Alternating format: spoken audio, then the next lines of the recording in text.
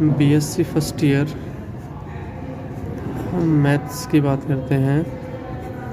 Unit number first जो कि complete हो यूनिट नंबर सेकंड का फर्स्ट पार्ट कंप्लीट हो गया था। सेकंड पार्ट हम पढ़ते हैं, पार्ट सेकंड, जो कि है जालक, इसे बोलते हैं लैटिस। अब जालक की परिभाषा, यदि L एक आंशिक क्रमित समुच्चय है, आंशिक क्रमित समुच्चय है जिसमें एक संक्रिया, आंशिक क्रमित समुच्चय पर कोई भी संक्रिया less than equal to, subset equal to या फिर ग्रेटर देन इक्वल टू या स्लैश A/B पर परिभाषित है, तब बीजीय संरचना, जिस तरह अपन ने बूलियन बीजगणित पढ़ा था उसी प्रकार यह बीजीय संरचना L less than equal to या L सबसेट इक्वल टू या फिर L स्लैश को जालक कहते हैं। तो ये थी भाई जालक की परिभाषा। कोई भी एक आंशिक क्रमित समुच्चय है L, उस पर दो संक्रिया या कोई भी एक संक्रिया लेस देन और ग्रेटर देन सबसेट स्लैश परिभाषित है, तब इस बीजीय संरचना L स्लैश और L is subset equal to L is less than equal to को क्या कहते हैं, जालक। सेकंड, एक आंशिक क्रमित समुच्चय के प्रत्येक अवयव का उच्चतम और निम्नक मान विद्यमान हो तो L को जालक कहते हैं। यानी एक आंशिक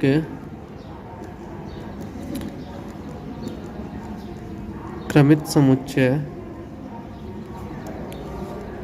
के प्रत्येक अवयवों का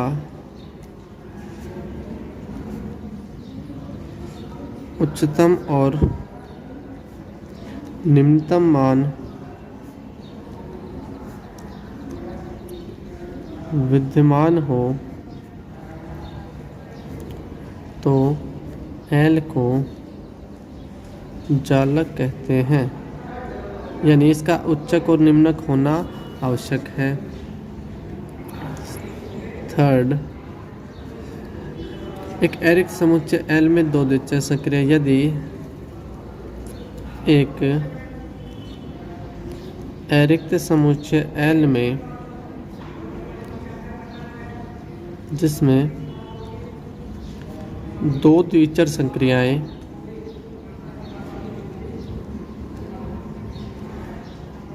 भी तथा इसके एक तो संयोजन डेली, एक तो साइन होता है संयोजन का, एक वियोजन का, परिभाषित है, तब बीजीय संरचना L को जालक कहते हैं। और यह जालक तब कहलाएगा यदि यह निम्न अभिग्रहितों को संतुष्ट करे। यदि यह निम्न अभिग्रहितों को संतुष्ट करे। कुछ अभिग्रहित हैं इसके, जैसे नंबर 1 है क्रम विनिमयता।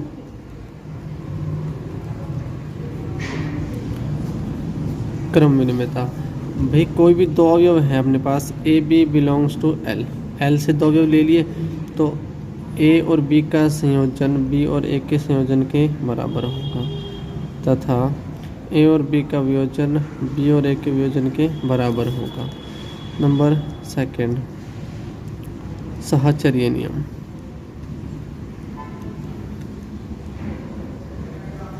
साहचर्य नियम की बात करते हैं। और all A B C belongs to L, A B और C, A और B और C मतलब अलग अलग साचरी नियम की पालना करते हैं, इसी प्रकार ये भी साचरी नियम की पालना करेगा, ए बी बी और B C, for all A B C belongs to L. ठीक है। और नंबर 3 है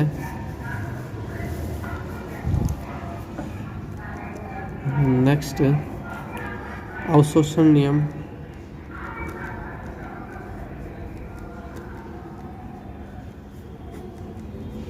अवशोषण नियम में बात करते हैं, for all A B belongs to L. अवशोषण नियम एक तरह से बंटन नियम ही है, ए बी ए और ए बी बराबर भी क्या आता है ए, ये कहलाता है आपके पास अवशोषण नियम। नंबर 4 एक आंशिक क्रम संबंध में प्रत्येक अवयवों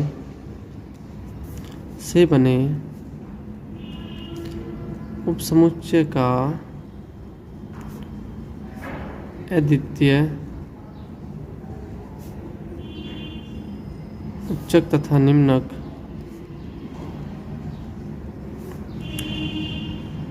उस आंशिक क्रम संबंध में विद्यमान हो तो वह जालक कहलाता है। अर्थात दोनों का उच्चक और निम्नक उसी आंशिक क्रम संबंध में विद्यमान होना चाहिए। जैसे एल एक बीजीय संरचना आपको दे रखी है, दो ए बी बिलोंग्स करते हैं किससे, एल एक समुच्चय से, तो सुप्रीमम मतलब उच्चक किसका, ए और बी का, ये होगा ए और बी का योजन। इन्फीमम का मतलब ए और बी का वियोजन। ठीक है। या फिर आप कह सकते हैं एक दूसरी परिभाषा के रूप में क्या कि L is less than equal to, एक संबंध आपको दिया हुआ है, यह एक जालक कहलाता है यदि A B belongs to L और बी का LCM of A B, second A और बी HCF। ठीक है। अच्छा, निम्न परिबंध का उच्चतम मान जो है वो निम्नक कहलाता है और ऊपरी परिबंधों का न्यूनतम मान जो है वो उच्चक कहलाता है। क्वेश्चन है हमारे पास, यदि एल ये एक बीजीय संरचना एक जालक है और बी तथा दो द्विचर संक्रिया इसमें परिभाषित है, तो अब जो A B C belongs to L के लिए सिद्ध करो कि A is less than B, और तब ए और बी का संयोजन जो है वो ए के बराबर होगा। तो इसको प्रूफ करेंगे अपन।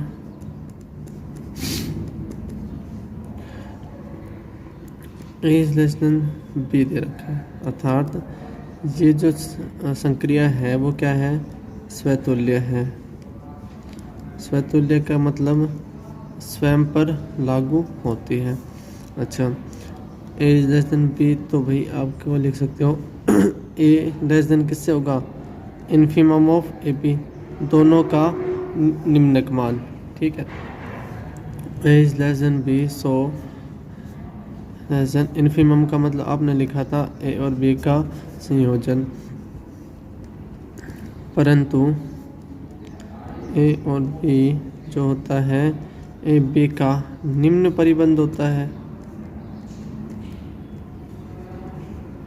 यह निम्न परिबंध है तो आप लिख सकते हो ए और B is equal to infimum of A B.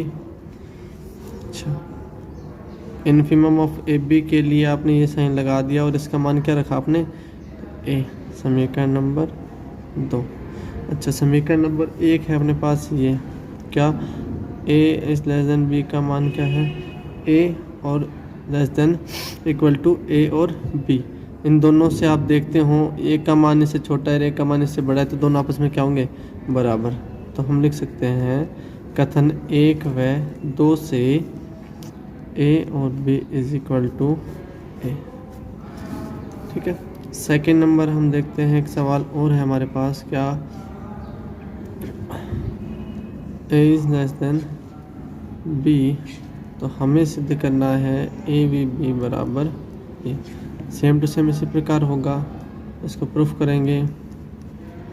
तो जिस प्रकार ये स्वतुल्य था तो ये भी स्वतुल्य ही होगा, सेम टू सेम स्वतुल्य है। अच्छा, दूसरी बात, तो वहाँ ए था तो यहाँ पे क्या जाएगा, B is less than equal to B. A is less than equal to B, तो बी जो होगा वो ए बी का ऊपरी परिबंध है। बी जो है वो ऊपरी परिबंध है हमारे पास। तो आप क्या कह सकते हैं, सुप्रीमम ऑफ ए बी का मान है less than equal to B. Supremum of A B होता है A B B less than equal to B. आपने इसको दे दिया समीकरण नंबर 1।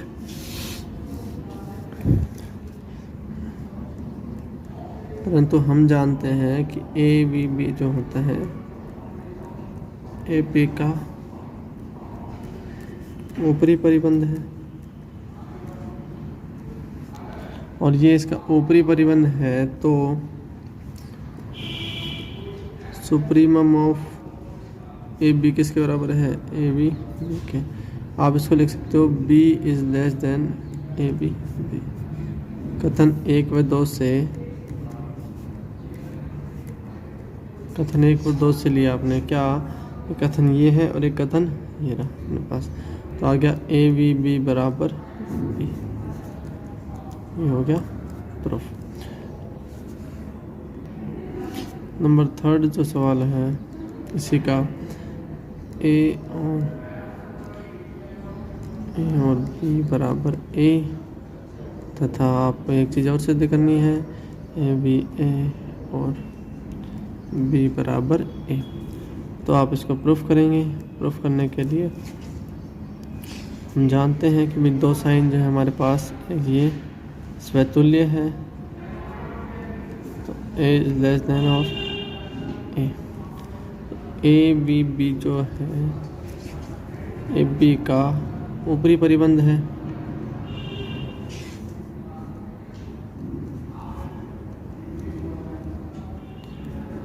ऊपरी परिबंध का मतलब आप लिख सकते हो ए बी बी जो है सुप्रीमम ऑफ ए बी। ठीक है। उसके बाद ए बी बी जो है वो क्या है, less than A. A is less than equal to A, तथा ए बी बी ए और ए बी बी के ऊपरी परिबंध का निम्नक मान है।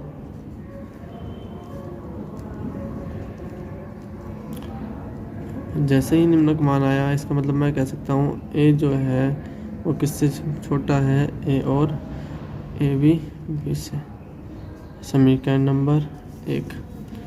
परंतु हम जानते हैं ए और ए बी बी जो होता है ए तथा ए बी बी का निम्न परिबंध है,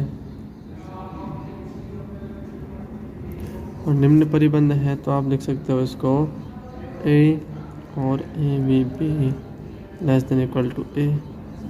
कथन 1 और 2 से, कथन 1 और 2 से मिला आपके पास ए और ए बी बी बराबर ए। एक तो ये प्रूफ हो गया, ये आएगा ए और बी। एक तो ये प्रूफ हो गया हमारे पास। सेकंड करेंगे हम, सेकंड प्रूफ कर रहे हैं, सिंस ये साइन जो है वो स्वतुल्य है, इसमें A is less than equal to A और बी का मान होता है ए बी का निम्न परिबंध।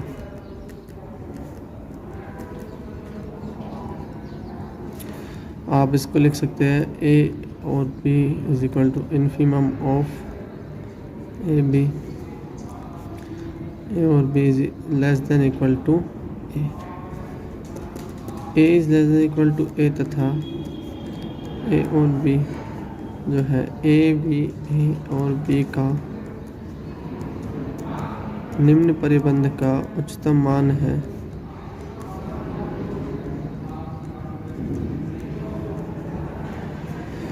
तो आप लिख सकते हो ए और B less than equal to A, परंतु हम जानते क्या है ए और बी जो होते हैं ए तथा ए और बी का ऊपरी परिबंध है। ऊपरी परिबंध है तो इसका मतलब क्या है A is less than A B, ये हो गया ए और बी समीकरण नंबर 2। कथन 1 व 2 से, कथन 1 और 2 से हमारे पास क्या आया ए और बी बराबर है। इस प्रकार से कुछ क्वेश्चंस करने हैं हमें। सेकंड क्वेश्चन है हमारे पास, यदि L is less than equal to एक जालक है तथा V तथा ये दो द्विआधारी संक्रिया है। द्विआधारी संक्रिया मतलब जो दो चर राशियों पर लागू होती है वो द्विआधारी संक्रिया कहलाती है। दो अवयव A B belongs to L के लिए हमें सिद्ध करना है नंबर 1 ए और बी बराबर होता है बी और ए के। अच्छा, A meet B is equal to, आप लिख सकते हो इन्फीमम ऑफ ए बी, ये दोनों का इन्फीमम होता है निम्नक मान। तो ए बी बराबर इन्फीमम ऑफ बी ए भी लिख सकते हैं अपन,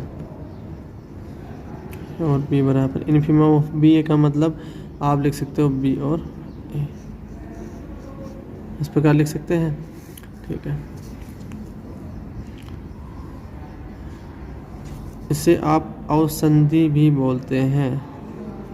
ये जो होता है वो अवसंधि। ठीक है, नंबर सेकंड आपको प्रूफ करना है ए बी बी बराबर पी बी ए।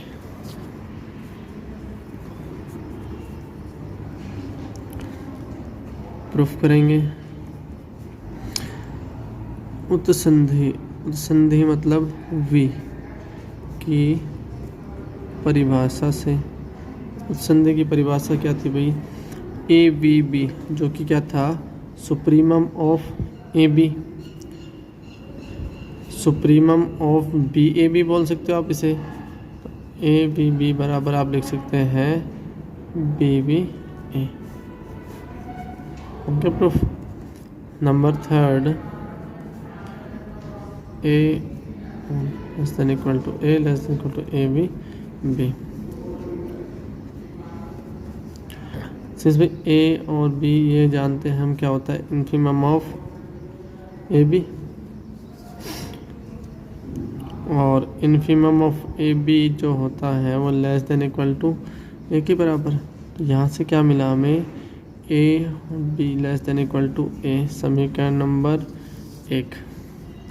अच्छा, एक हम जानते हैं उत्संधि की परिभाषा से ए बी बी बराबर सुप्रीमम ऑफ ए बी, और सुप्रीमम ऑफ ए बी जो हो ये उच्चक की परिभाषा से सुप्रीमम ऑफ ए बी क्या होता है less than greater than equal to A. ठीक है, तो आप इसे लिख सकते हो A is greater than A B B, समीकरण नंबर 2। कथन 1 और 2 से हमें क्या मिलेगा कथन 1 व 2 से हमें प्राप्त हुआ a और b is less than equal to a is less than equal to a b b। ये प्रूफ हो गया थर्ड पार्ट। इसी का फोर्थ पार्ट देखते हैं। a और b is less than equal to b less than equal to a b b। अवसंधि की परिभाषा थी a और b is infimum of A B, और इन्फीमम को आप लिख सकते हो इन्फीमम ऑफ बी ए। निम्नक की परिभाषा, किसी भी अवयव का निम्नक जो होता है वो उस अवयव से हमेशा क्या रहेगा, छोटा, ए से या बी से। तो आप लिख सकते हैं इसको ए और B less than equal to B. समीकरण नंबर 1। उत्संधि की परिभाषा,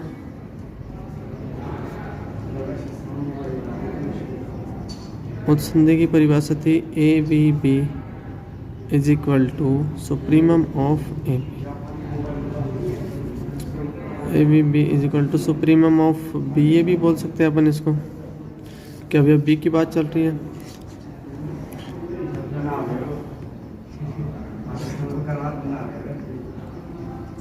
उच्चक की परिभाषा से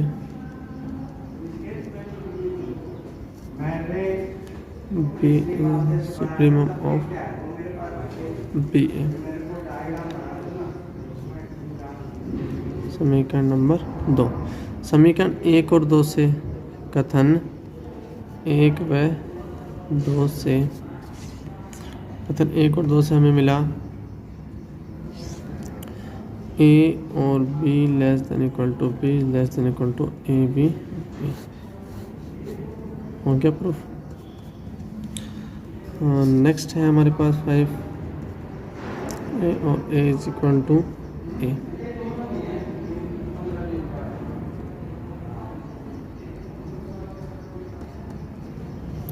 अवसंधि की परिभाषा से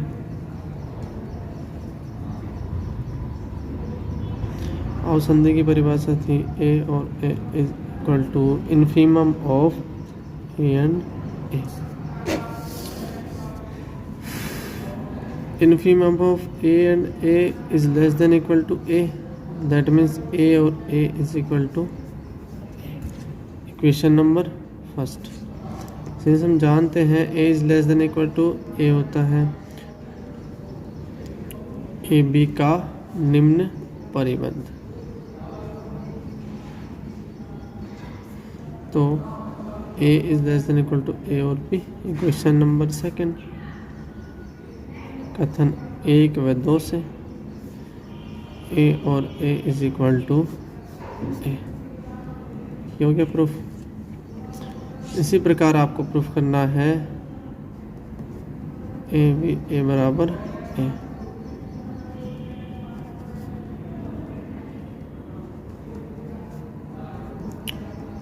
उत्संधि की परिभाषा से, उत्संधि की परिभाषा थी अपने पास A B A is equal to supremum of A और ए। और उच्चक की परिभाषा अपन ने क्या पढ़ी थी, किसी भी अवयव का उच्चक जो होता है उस अवयव से हमेशा क्या रहेगा, बड़ा रहेगा। तो ए को आप लिख सकते हो ए बी ए। कथन 1 A is less than equal to A और ए का ऊपरी परिबंध है, और ये यदि ऊपरी परिबंध है तो आप लिख सकते हो A B A is less than equal to A. Same वही कथन 1 व 2 से आपको मिला A B A is equal to A. इसी प्रकार से आपको इस जालक के ऊपर कुछ क्वेश्चन और सॉल्व करने हैं। So thank you guys.